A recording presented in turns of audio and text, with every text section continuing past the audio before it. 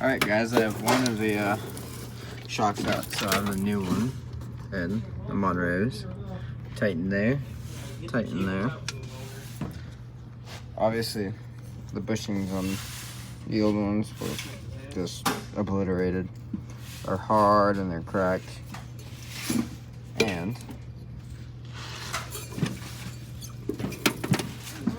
not the quickest.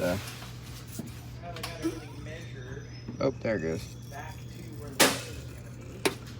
But yeah, the new ones are way better. So these are just old, worn out, probably original. It's time to replace. So I got this side done. I'm gonna do the other side. Hopefully pretty quick because it's really hot outside. So, yeah. See, this is what Scotty and I were talking about. The wheels being seized. They obviously haven't been off in a while.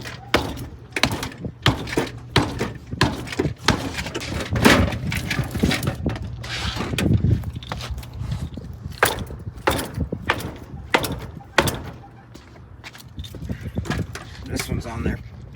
Good.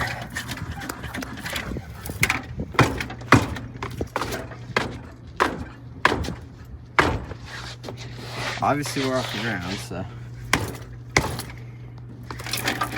yay. Fought that wheel off like the other one. It's all rotted and cracked, and I don't know if this, I'm not too familiar with, but something was happening here.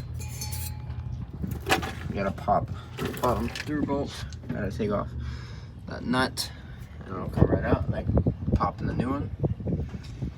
And yeah, so I'm getting there. Obviously I got that wheel off. I just had to keep kicking it, but you can tell that it was definitely stuck on there for a while.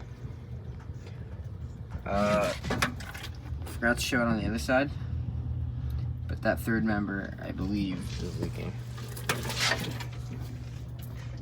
You can kind of see it there. It's all wet, or it looks wet.